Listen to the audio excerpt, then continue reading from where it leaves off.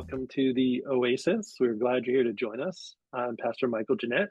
I am the assistant to the bishop for formation in the Southeastern Synod of the ELCA, and glad to be leader of the Oasis project here as we continue to gather us together over the various platforms, over the spaces between gatherings. This is meant to be a time of refreshment and renewal. So we're glad all of you are here to join us today. We've had a slightly different way of inviting in folks this time. You might have received a calendar invite and wondered, what's that about? Well, we sent out an email trying to help everybody understand that we're trying to bolster up our Oasis community as we continue to connect with one another for a time of renewal and re-energizing. So here we have a chance to connect with some friends and who will be our speakers today. We're going to have a chance to hear from some speakers about the important issue of accompaniment. But before we get to our speakers and our main content, wanted to share a few things with you. So as we go through our meeting today, you're welcome to use the chat. This is like a regular Zoom meeting. So we invite you to use the chat to ask questions or make comments.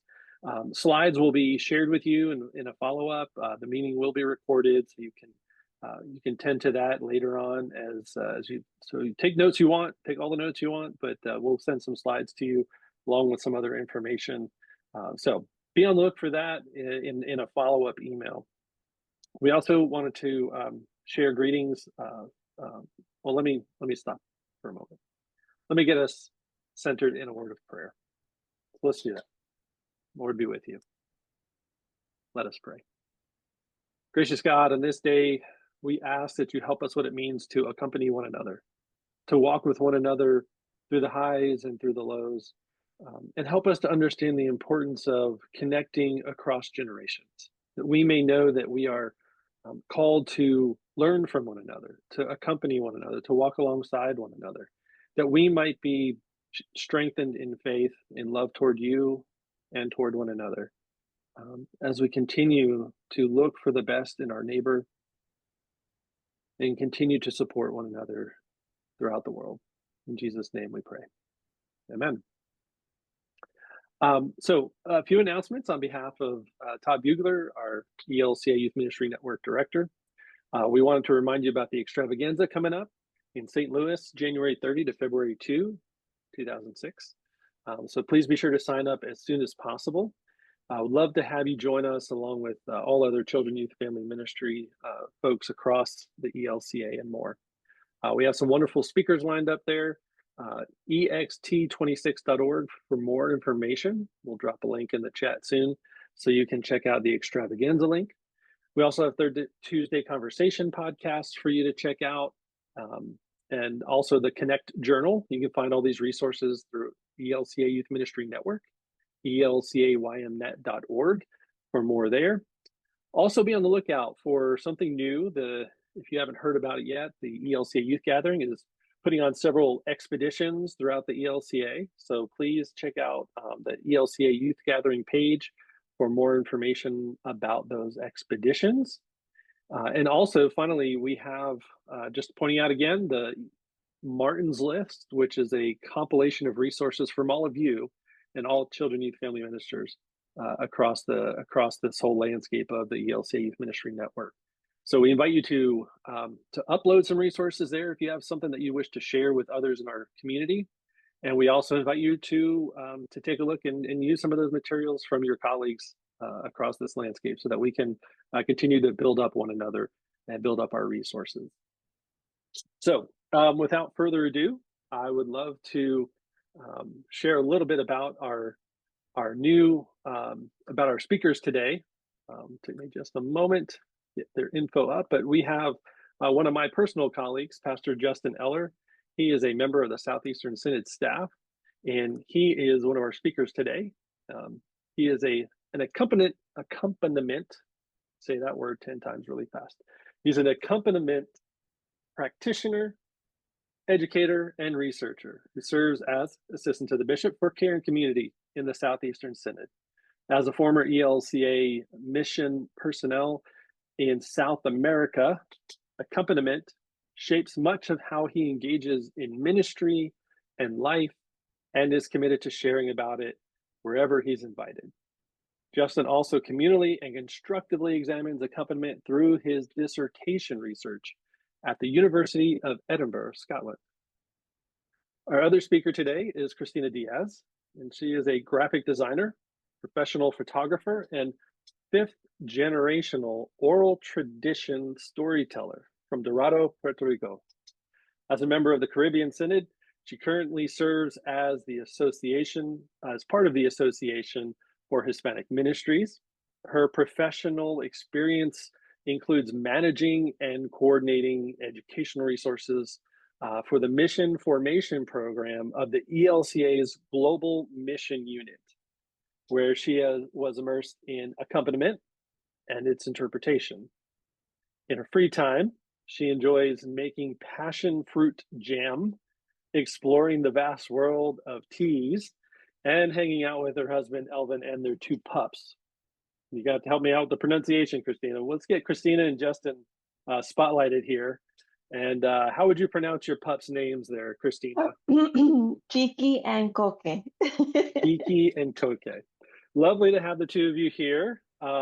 So excited to learn a bit about accompaniment and what that means for us here in this sort of in-between spaces. So without further ado, I'm going to turn it over to the two of you, and I hope everybody has a fruitful time here this afternoon. Wonderful. Thank you. Thank you. Thank you, Michael. Okay, let me. Well, while Justin prepares to share our slides, good afternoon, everyone. Welcome to this time and space where we'll be engaging with how we can accompany, how the ELC accompanies companion churches and institutions around the world, and how that model of accompaniment applies to ministry with youth and young adults. As Michael said, I'm a communications person. I used to work with Global Mission, and so I was very immersed in this. And I say hello and greetings from the Caribbean, where we have our Caribbean winter, but it's still very warm. Wonderful, and it's nice to be with you today. I'm Pastor Justin Eller, and as Pastor Michael said, I serve as assistant to the Bishop for Caring Community, and I'm here in the Atlanta area. Just to double check, when I did the share screen, I don't see anyone else. So, Kristina, are you able to see the slides? I am able to see the slides, and you're in front of the slides as like a little body on the bottom. Okay, let's see this. How's that? That's okay.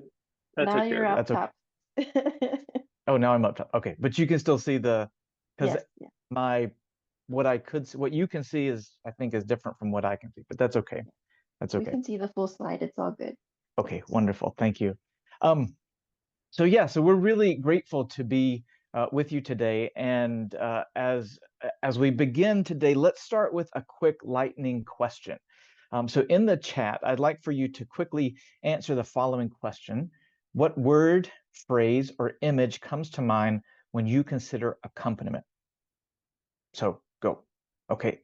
We have alongside, side by side, together, journey, mutuality, with, presence, Emmaus, coaching, walking alongside. Okay, we're starting to see some trends.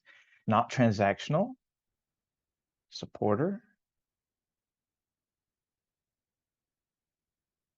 support, yeah, and learning, walking with, listening, journeying with. These are really good, and you're very fast. This is, point of a lightning question. Yeah, so all of the two-way, yeah. So these are all important words and ways of understanding accompaniment that it sounds like you're already coming into today's conversation with. And so we'll continue to play with that and to build onto that. So thanks for adding that into the chat. So as we'll tell you also again at the end, don't worry about copying any of this because we'll be sure to share what's on the screen with you afterwards in our slide deck. But according to the ELCA, a key ELCA document known as Global Mission in the 21st Century, Accompaniment was defined as this: walking together in solidarity that practices interdependence and mutuality. And in this walk, gifts, resources, and experiences are shared with mutual advice and admonition to deepen and expand our work within God's mission.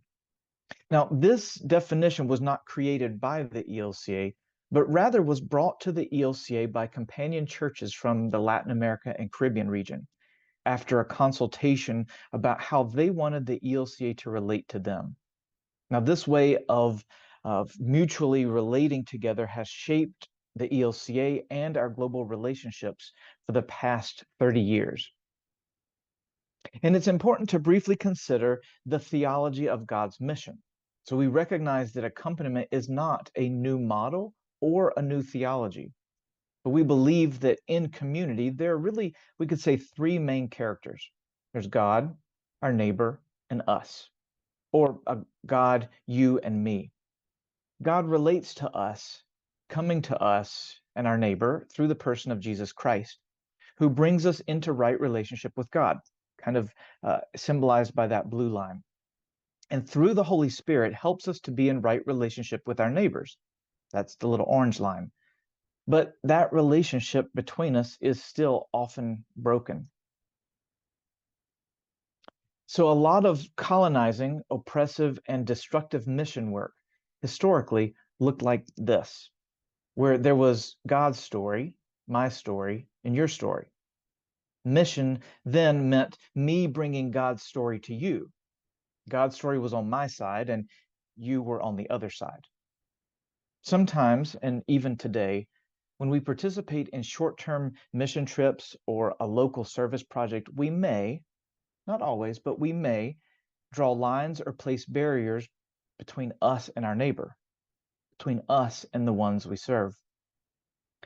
Our good intentions and our well-meaning charity can sometimes perpetuate the belief or attitude that God's story is more aligned with my story, that God's on my side, and that God's story is somehow separated from your story.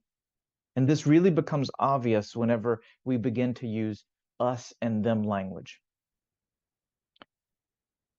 However, when we relate through the spirit and the practice of accompaniment, Jesus begins to poke holes in that dividing line and joins our stories together, reminding us that your story and my story are embraced within God's larger story and mission of restoration and reconciliation.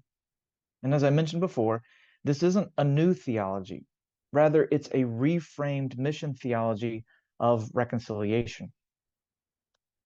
So, like with any core concept, it's good practice to build on solid understandings. And as the ELCA's accompaniment was being developed, 5 key values began to emerge. And this may be familiar to those of you who have been with the ELCA for a while. These mutuality, inclusivity, vulnerability, empowerment, and sustainability. So let's take a moment to look at each of these separately, and I'll go through them each one.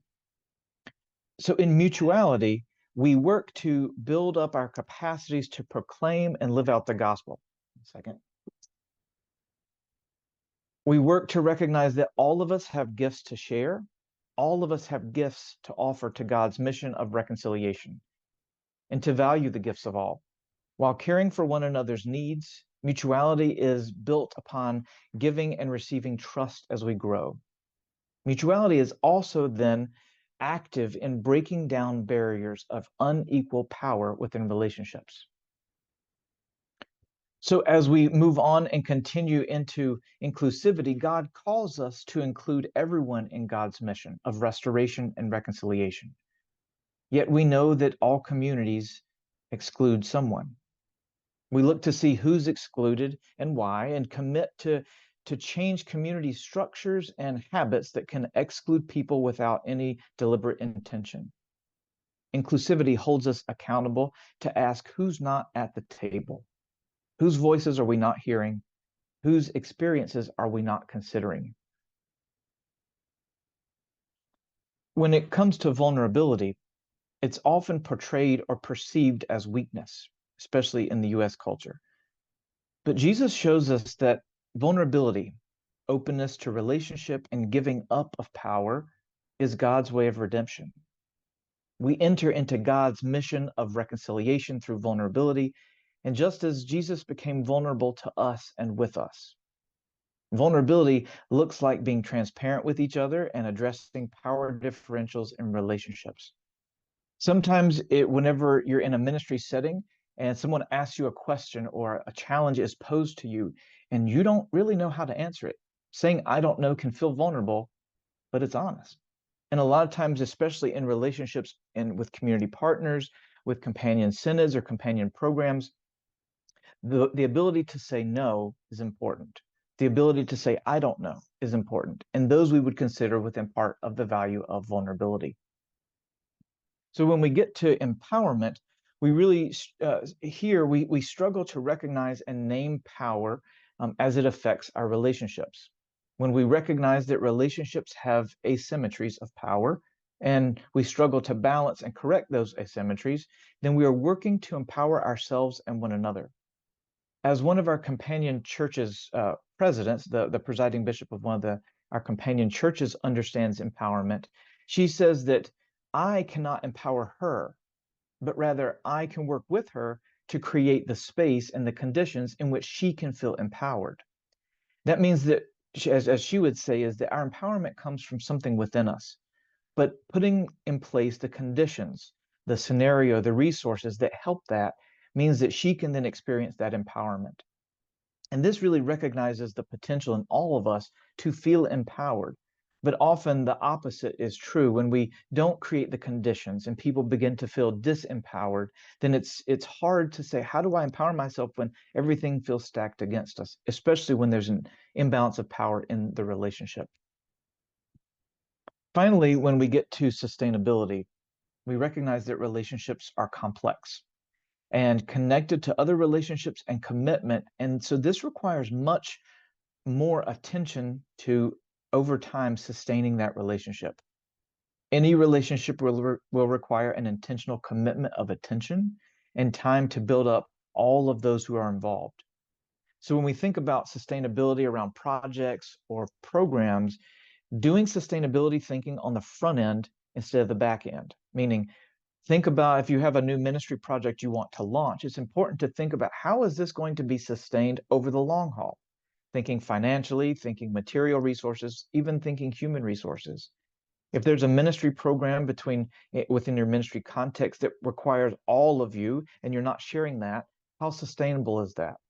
If a ministry is based on 1 or 2 volunteers and that's it, how long will that last when we consider sustainability?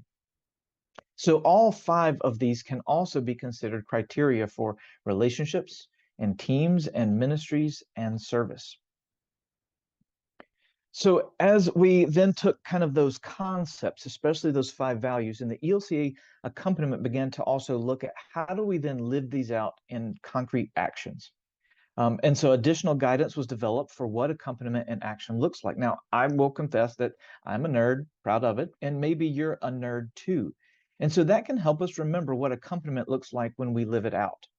It looks like network building, expertise recognizing, resource sharing, decision-making, and storytelling.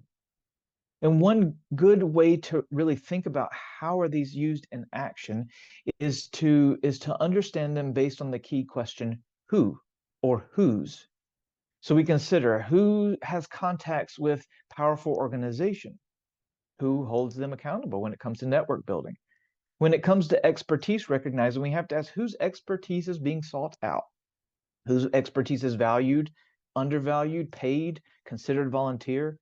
Whenever we begin to share resources, we have to think about which resources, who gets to make the decisions on which resources.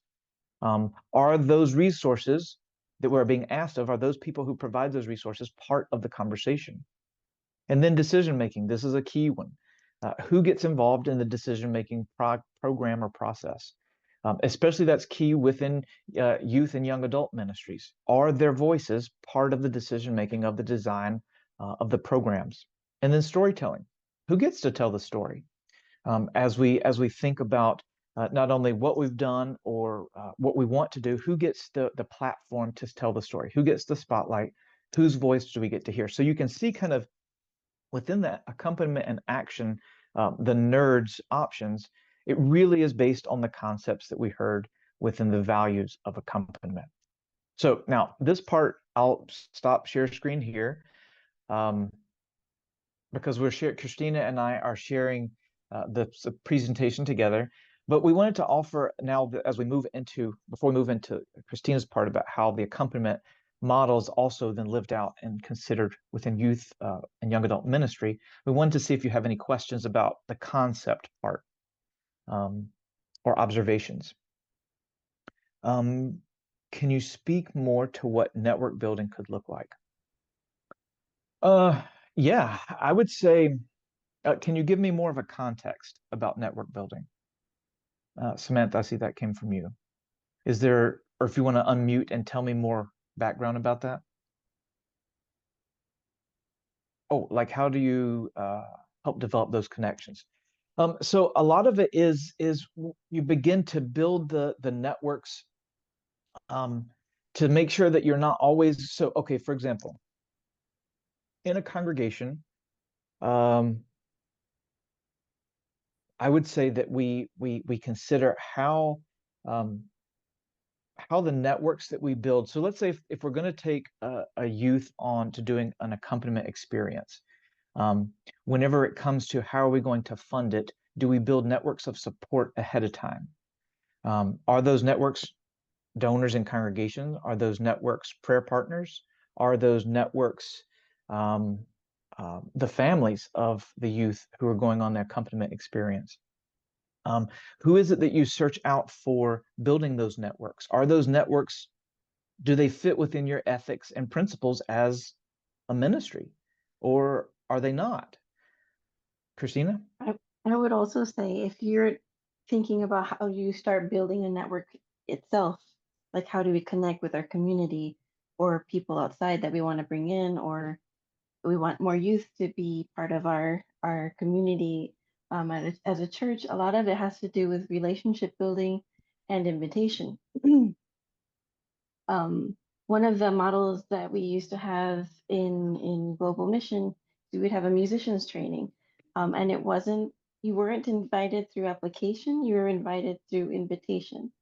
And so if I knew someone who had a gift for music and I thought they would benefit from the gift of global music and learning, I would say, hey, you should come to this program. But then me as the inviter, I am responsible for their behavior in the space. I am accountable to making sure that they know what they're coming into. And even for myself, like if I'm invited into a space where they're asking me to bring new people, I evaluate, is this place safe for the people that I want to bring? And it's not what warnings or caveats do I need to share before saying, hey, we're coming into this space, but you need to be mindful of this. So it's about how do we, and also if you like host a party or a potluck and you're inviting your members, if no one from the community is part of that planning, then who's going to invite the community members to come and be part of that network? Does that help and answer your question? Cool. Yeah, thank you. Other questions about kind of how the concepts might fit into a youth ministry experience?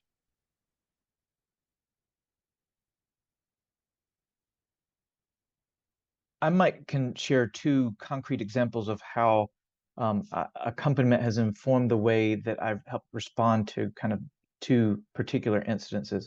So in the congregation that I previously served, we had agreed on, the congregation had a welcome and inclusion statement. And it was so important that we we had designed a big decal, and it was posted on the wall in the kind of commons area. And it said that we welcome all, regardless of all these different things. And so we said it, and we didn't say it in just words, but we said it in our actions and our written statements. And one day we were sitting at lunch, and one of my colleagues son, he was in elementary school, was sitting there with us having lunch in the Commons, and he was looking at the welcome statement, and he said, "You know, Pastor Justin, that statement's a lie." And I was like, "Oh, it is. Do tell." And he said, "Well, Miss Karen is in a wheelchair, and she can't get into the bathroom door by herself. She has a scooter because she had MS, this person." And he said that statement isn't true. If everybody's welcome, then everybody should be able to use the bathroom. And we realized that that young man was really, he had embraced the idea of not only the welcome statement, but our welcoming culture. But he also saw a crack in that. And so, not, one congregation could say, "Oh, okay, whatever. That's not what it means." But what it is that the congregational leadership team heard him point out that reality and really began to take serious. And we were also in the part of a building renovation project. And his observation made it then accessible. So then with all the youth, we went on a tour of the building and said, where do you as young people think that you can't see over? Or where do you think, if you have some mobility issues, where would you not feel welcome? Our pulpit was up 4 flights of stairs, like 4 little steps. To get to the altar or anything like that was upstairs. And so within our building redesign, we included those who were affected by those decisions, but also so that they could feel part of the community. A flip side of that is we have when one of the teenagers wanted to translate an entire website without asking if a teen who said, "Hey, our website is only in English, and I really think we need to translate it to Swahili." And I said, "Well, okay, that's okay. Tell me more." And the reality is that the teen thought it was teen was an English-speaking teen, thought it was just a great idea, and we really had to do that, and was willing to make a motion before the council to say, "We have to do this." And I said, "Well, it's part of that reflection of, have you spoken to anyone who speaks Kiswahili who would like to see the page in Kiswahili? Have you spoken to the community who would be benefited by this? What parts of that?" But it was more of a blanket imposition of, I think I know what is right for someone else, and so I'm going to push to make it happen, as opposed to having conversation around it. So those 2 quick examples help us see that accompaniment really comes into play, especially in youth ministry, to inform how we respond when our youth bring up good ideas, when they bring up challenging ideas, but also bring them into the conversation, and really sets a culture of accompaniment, not as this is something we learn, just that we learn, but something that informs our practice and our relationships. So I'll pause here and turn it over to Kristina for now, kind of this next part of taking it into youth ministry. All right, thank you, Justin. Yeah. Give me a second. Oh, wait, I need to share first before I make it full screen.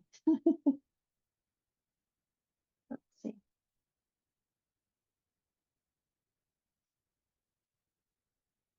Is it showing up full screen? Not yet. Not yet.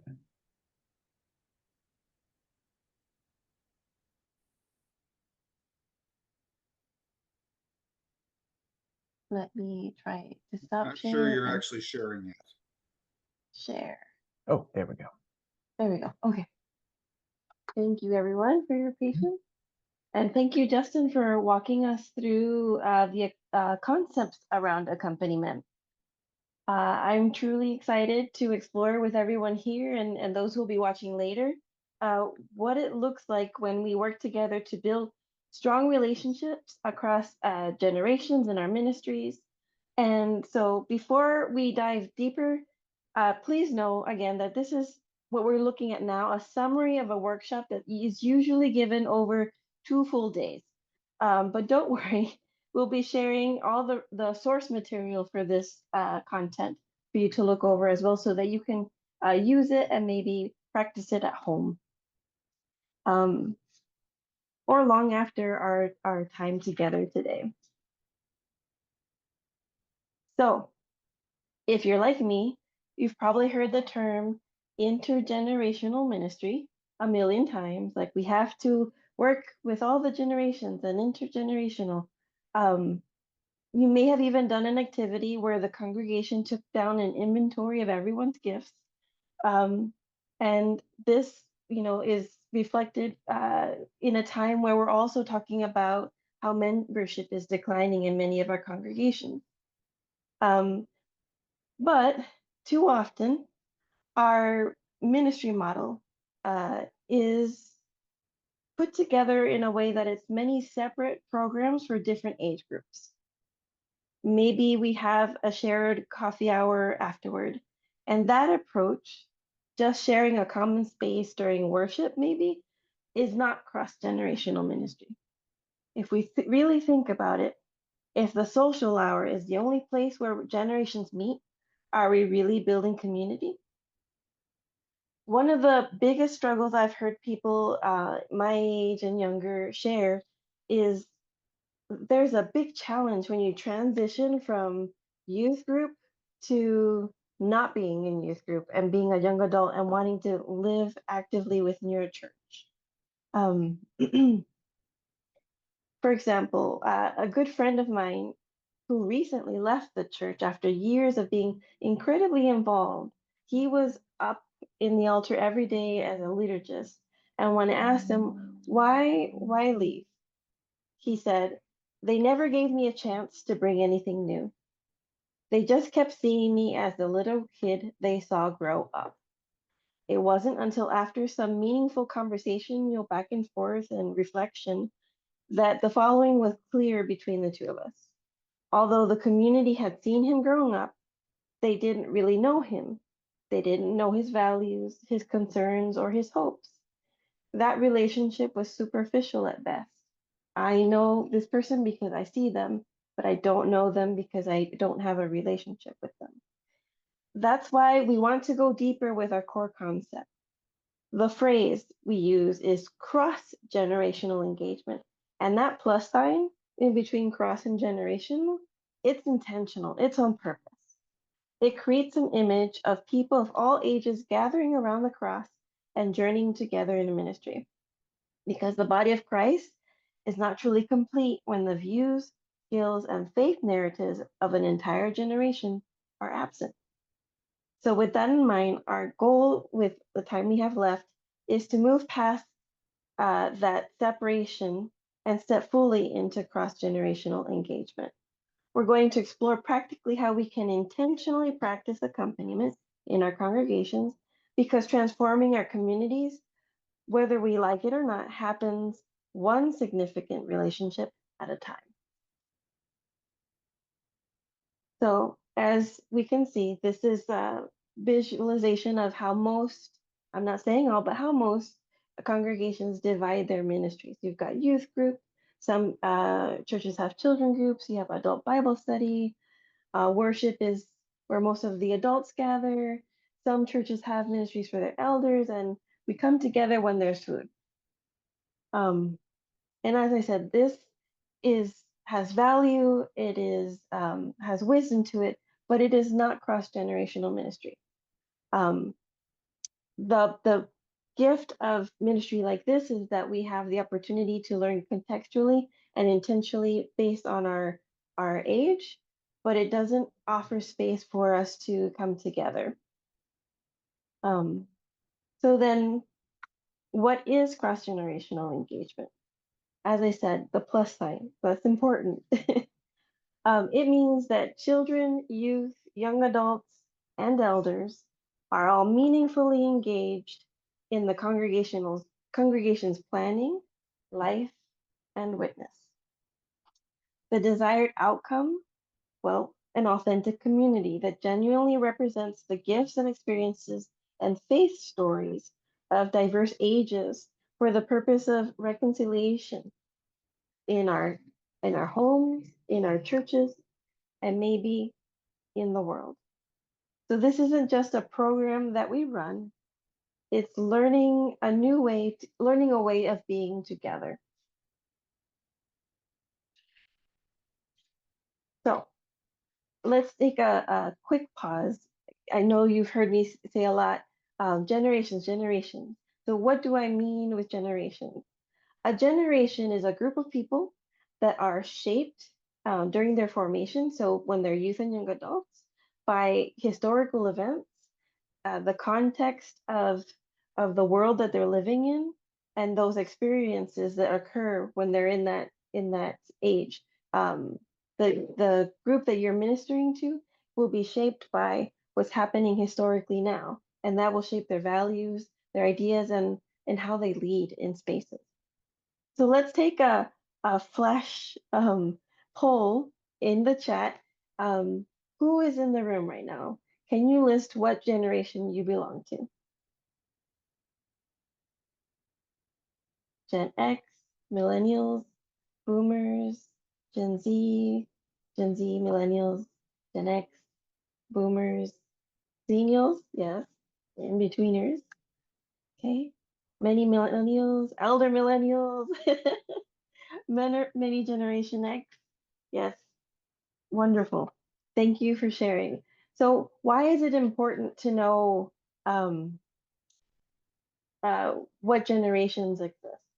So as I mentioned before, um, generations specifically refer, when we talk to like about who, we talked about who's in the room, but when we talk about who's in the world, currently there are about 5 or 6 generations, depending on like whose list you're looking at.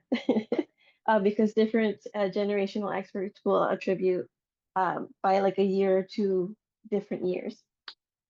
But if you're counting our elders who are 102 and older, and I have a few in my congregation, then we have 7 generations present in the world today. Each generation, it's important to recognize a core truth about them. Each generation has a unique worldview that's shaped by history, and each one offers a distinct point of view and necessary gifts that they can share with others. Okay, so let's look at the generations and what their gifts are. For the sake of time, um, this is not a complete description. I've put those at the end of the PDF so that you can look at them with more detail. But I try to include here who rough summary of who might have been in the room. Above, so pause, sorry. You'll notice we have a iceberg here. And if you've ever seen an iceberg in National Geographic or on TV or even in person, you'll know that on top of what we see above the surface is just the tip of the iceberg, right? But below, icebergs are massive and giant. And people are like an iceberg. What we see is what's above the water. What's below, that's massive and infinite and huge, is what gives meaning to what everyone else sees. And those are our values and our gifts, our culture.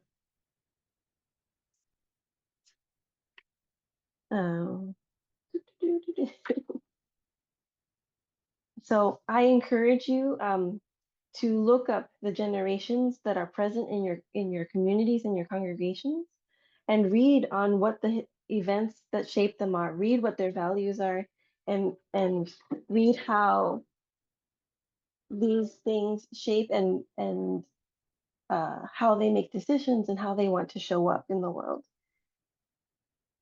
Excuse me, sorry about that. Okay. So in the room, we had many millennials who are many of the parents in this point of time. And they value teamwork and collaboration, their purpose-driven work. They brought us diversity, equity, and inclusion. They believe in having a work-life balance and flexibility in how they engage work. They value opportunities for continuous skill development and learning. We have also boomers who are grandparents, and they are institution builders. They grew up in a time of economic buoyancy, and so they value entrepreneurship and wealth creation.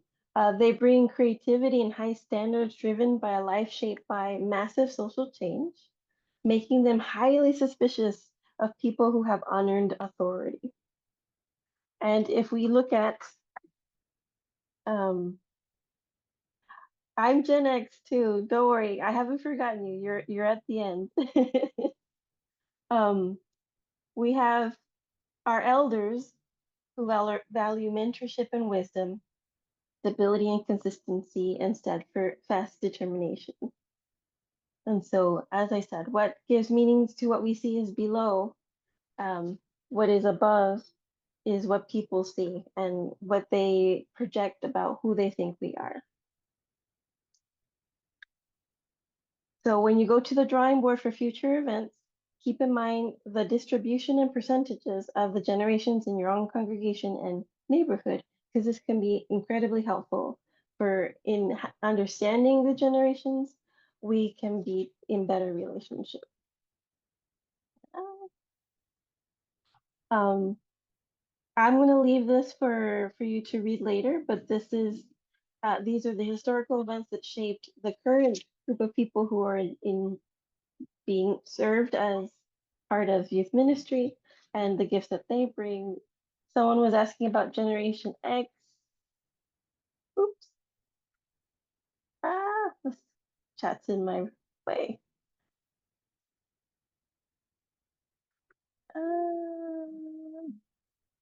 Can look at that really quick. But the gift of Generation X is searching for spiritual connection rather than religious loyalty. They accept diversity, they're environmentally conscious, visual, and relationship oriented. And Generation X is kind of this in between generation that they know a world, or we know a world before the internet and computers, and that transition afterwards. That change in technology was happening when we were in youth group or when we were kids. Okay, so what does this have to do with accompaniment? As I said, when you know what shaped a generation, and please note these descriptions that I've included are US specific, it's not global, and they don't take into consideration culture, which is very important because culture and cultural values shape a lot of who we are. So this doesn't include that. This is just generation who lives in the US. Those influence can shape part of this. Okay. Oh, sorry. How are we doing on time, buddy? Okay, we're good. The power of intentional interaction. Accompaniment, as we shared, is about building relationships that help us in our decision making and how we treat the other, the us and the them, the you and the me. It's about that relationship and how we connect through our faith in God. So, one of the tools that can be used is intentional dialogue spaces. And the reason why that's powerful is I'll share a very quick story. Is anyone familiar with Holden Village? I see some nodding yeses. So Holden Village is a Lutheran retreat center in Washington. It takes a long time to get there. And I remember participating one summer and it was a lot of fun. But there was this conversation happening where this woman was like, I don't get it. We had this ministry and it was cross church wise. They had an urban church and they had a rural church, and they were gathering and they would go to each other's churches and they would engage, and they would have events. And then when the pastor left, it all stopped. And so she was complaining. She's like, it failed, and I don't understand why. So I raised my hand because I've been part of one of those churches that gets visited a lot. And I said, well, where were the relationships? If the only people who were in relationship was the pastor and the community leader, then of course it's gonna fall. If you don't invite members of those community to come to your birthday parties, to come to your potluck, to cry with you when you have lost, to help you clean up when when disasters strike. If it's not mutual, if it's not going both ways, if I don't know your name and how many kids you have and who you are, then once then I'm just feeling an obligation of being a volunteer. I'm not building relationships between communities, and that happens a lot in many places. And so then you have the contrast of these global mission events that used to happen back in the day where we had this intentional conversation space. And after 45 minutes of deep and meaningful questions where we had persons from each one of the generations present, everyone was celebrating like how meaningful it was to have those conversations and to get to know the other people in the room, that they had said, oh, they're the old people and they don't care what I think, or oh, they're the snowflake generation, I can't say anything or they'll be offended. But no, when they actually started to answer questions about what was meaningful to them, that shifted and a relationship was built. So when we intentionally create environments for working, playing, talking, and worshiping together, we're able to have the opportunity to build sustainable, authentic, and trusted relationships and communication and conversation where we actually get to share our thoughts and ideas, our traditions. That is a resource for creating that space. So we're gonna, oops, not yet. Sorry. So let's bring this back to our foundation, accompaniment. Accompaniment is walking alongside one another. And if we want to be effective in this relationship building and using that tool of dialogue, then the values need to become part of our non-negotiables. Is there mutuality in this conversation? Is there inclusivity in this conversation? Remember, the who's and who's there, who does, who doesn't. Is there vulnerability? Am I being transparent and allowing myself to come fully present? Is there empowerment? And is this dialogue and this relationship sustainable? Are things in place for it to be sustainable? If those things are not there, then if it's not mutual, inclusive, vulnerable, and sustainable, then sustainable being the key word, it won't last. So when we hold these as our non-negotiables for that dialogue, we're keeping the promise we made at baptism. We are welcoming every individual into the Lord's family and working together in God's world, because ministry will suffer when we don't have these values as our non-negotiables. And when we don't include the skills and narratives of a generation in these processes and these decisions, then our ministry can suffer. So now we're going to experience the power of accompaniment, but in miniature, itty bitty. Since this is a virtual meeting, as we've been doing, and invite you to place your answers in the chat so that we can have a brief moment of what it means to share in dialogue, sort of. So I invite you to answer this question. The first one, what is the best thing about being my age?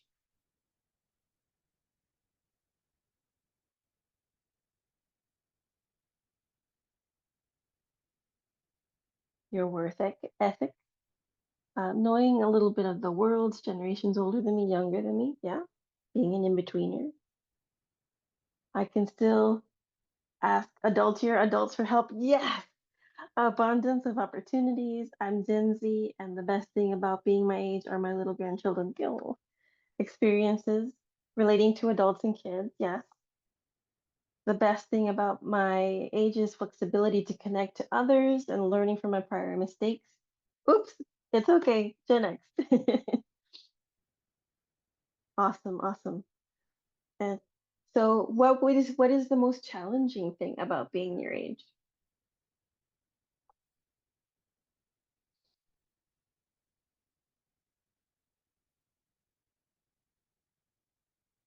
You're a boomer who experienced lifelong teacher as a profession, confidence, yes. Being tired, yes.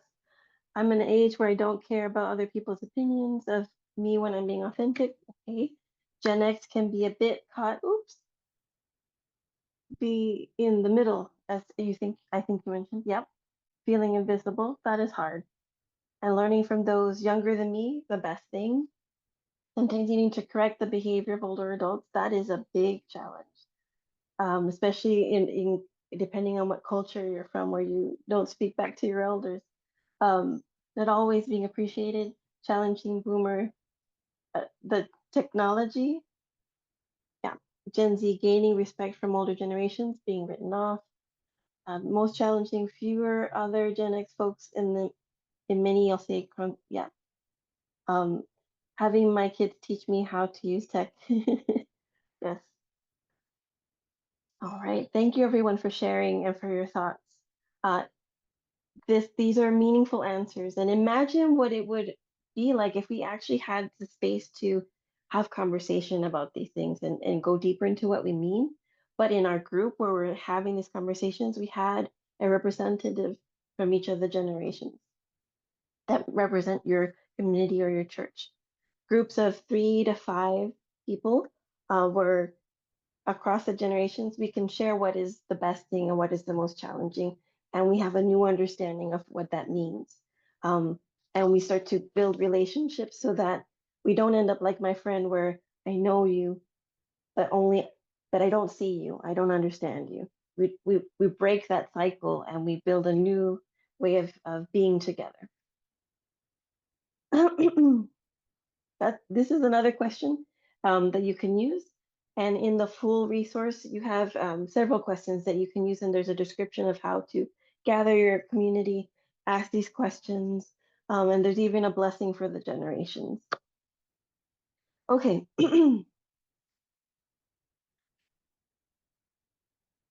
Bridging the gap, because if we're being honest, we need each other. Churches and congregations only exist because people are in it.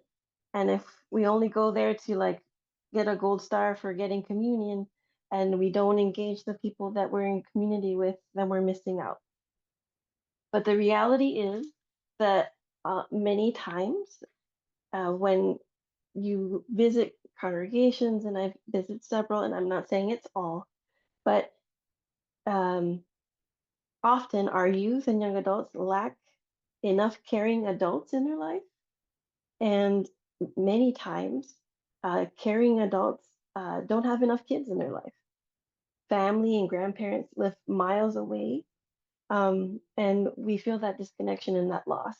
But accompaniment invites us to bridge the gap by reminding us that we need each other. Okay. So let's go back and look at the nerds. What does this look like when we're talking about youth ministry? So network building. This is about actively creating bonds like intentional mentoring to foster those trusted relationships. The expertise recognizing the gifts of the generations in each person. How do we recognize that all ages are both learners and teachers? Every generation has resources to offer to a community. And then resources.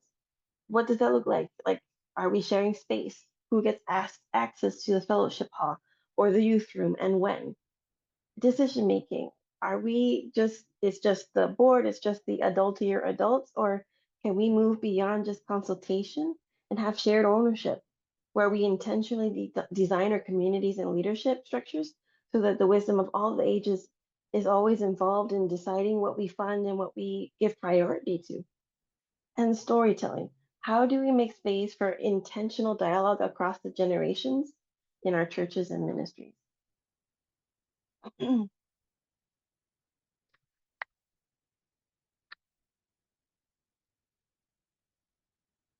right.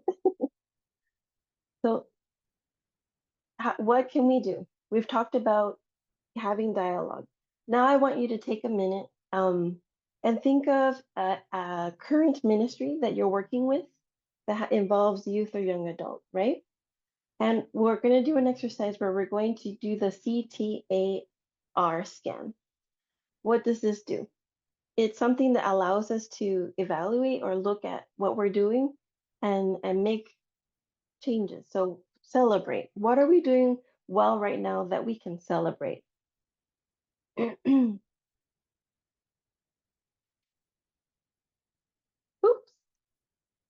So I'm going to read through them all, and then I'll invite you to share in the chat if you feel so inclined. Tweak. Is there an existing ministry that we can slightly adjust to make it more cross-generational? Not reinventing the wheel, but working with what we have. Add. Is there a new practice we can introduce? Thank you, Noel.